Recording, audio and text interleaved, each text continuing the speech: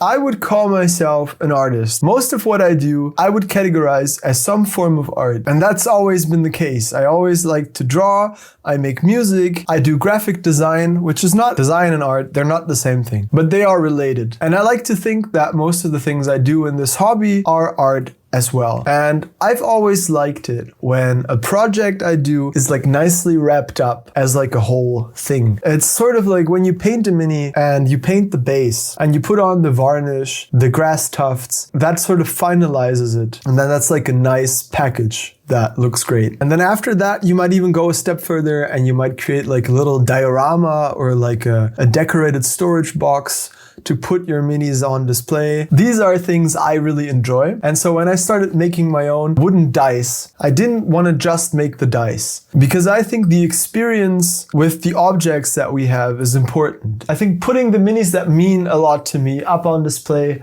up there, along with some other trinkets, I think that is part of how we interact with objects as humans. And so for my dice, it was important for me to make nice packaging and have like matching dice bags and put my logo on there. Make like a little ecosystem for the object to live inside of, you know? If you use these dice, I want you to have that matching dice bag that feels like it's part of the same world and makes it feel a little bit more of like a premium thing. Another thing that's really important for me, I think, is weathering and making things look used and loved, especially now where AI and digital products sort of permeate all of the internet and everything you consume and you see and you breathe and you taste. I like to make it obvious that a human made the things that I make. I will leave in the imperfections sometimes, or I might even introduce some artificial imperfections to make stuff look sort of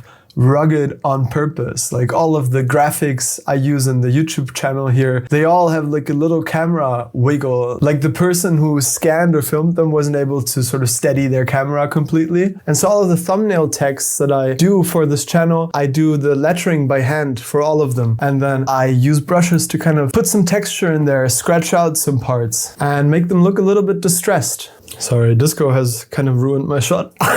Yeah, and I feel like that adds like a human element to it. Maybe you can't tell, but you can definitely feel it subconsciously, I think. And so with these dies, weathering them, it takes a lot of time, but I think it adds so much character. And really, character is what this is all about for me. I want these dies to look and feel like they've been rolled in a tavern for like 100 years, you know, like they were passed on by your scoundrel grandfather at some point.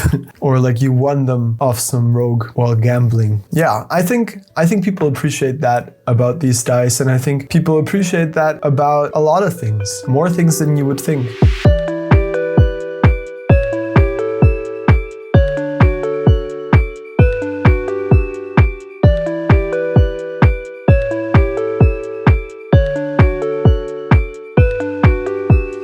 I guess what I want to say is like, take care of your objects, make little homes for them, and try to make everything that's happening around your favorite objects be just as nice as the objects themselves. So think about it like wrapping a gift. Like me designing thumbnails for the YouTube videos or making nice little packaging for the dice I'm making. You can extend that towards your own stuff. Take your time to take nice pictures of the minis you paint, if you're into that, and learn a little bit of photography. If you're doing videos, try to make those as nice as you possibly can. And if you're putting your miniatures on display, make a nice display piece, like a diorama or a good plinth, something like that.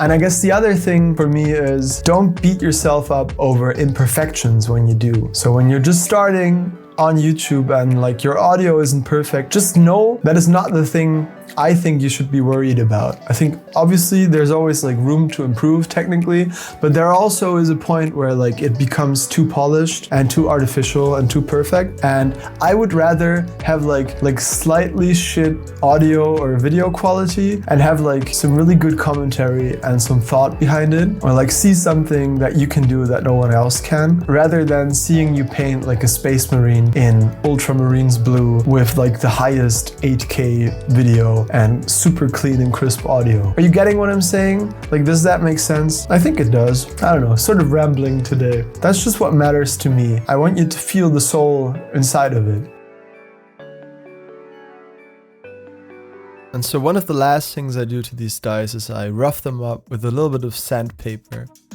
And combined with all of the weathering we've done before, I think that makes them look really old and aged. And they just gain so much character by doing this. If you look at my table, it's got this patina from years of working on it and doing these creative projects. And I think that is kind of just a beautiful thing, like it tells a story. And so that's what I try to emulate with all of these dice as well.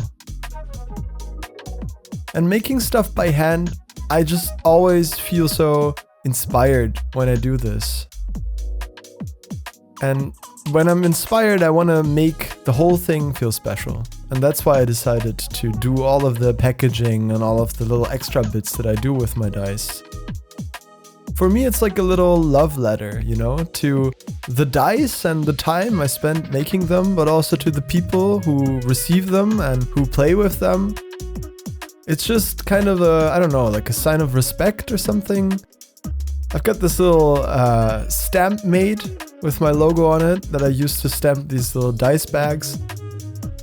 And this just brings me joy. You know, I talk about whimsy and like magic and how much it means to me to kind of like make everything you do feel special, and how sort of romanticizing your life and your hobby life can have a really positive impact on the way you view it and how you experience it. And so I urge you to go and start a project and build something with your own two hands.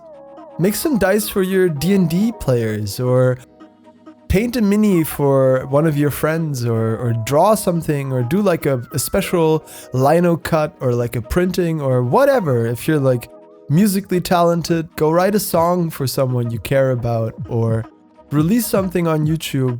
Go write, direct, and film a short film. I just think it's such a magical act, creation. And sort of celebrating that and really taking your time with it, that is like a rare thing nowadays. Everything's so fast and everything is so immediate that I like just kind of slowing down with this hobby. That's what it's all about for me. And so you can see here, I've only made 4 of these. This is the 2nd edition. And so there's only 4 sets available. This is like a very sort of niche thing. I don't know if people will buy these at the flea markets locally here. But even if they don't, I'm just happy with how this looks. Like, doesn't this just make you happy looking at these? I really hope that I can just inspire you to find a project and go make something for the sake of making it, because that is something that we don't do enough. I actually just came back from a music session with a good friend of mine, and we're working on some new music. And I think that's like one of the biggest challenges I set myself for that project as well, is that I want to put more of myself into that, sort of not polish it as much, show the humanity in there, while still making something that's cool. Yeah, and I guess that's what I'm trying to do with this channel as well. Basically with everything I do. I want to make stuff that's cool, but also genuine and that has like value for other people to get from it. I want to share like some of my experience and hopefully allow you to sort of take away something from that and learn something from that, or grow from it, or reflect on stuff. Maybe you see me do something the wrong way and then you're like, you feel a little bit better about how you're doing stuff. I guess. Yeah, just made like a little limited series of some other dice. I have ordered 120 new blank dice, and this time they're supposedly not lacquered or treated in any way. Fingers crossed I won't have to sand these all individually like I did this set, because that was way too much work. The plan is to sell these at like flea markets and hobby events, but you can also send me a DM on Instagram, or if you're a member, you can hop on the Discord server and message me there. I can do like a custom symbol for you as well if you'd like. Yeah, I don't know. I think they're pretty neat. I started with a set just for myself and I use it all the time. Yeah, that's important to me, right? I wouldn't make these if I didn't think they were cool. Well, thank you for watching today and for listening to my rambling. I had fun. doing something not miniature related. We're going to be tackling a big project here on the channel next, and I'm kind of dreading it. Not really because I don't want to be doing it, but because I'm afraid the videos will get like poor views.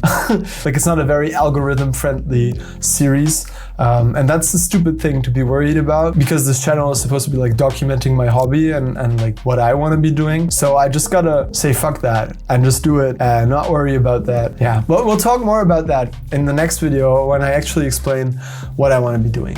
All right, love you guys. See ya.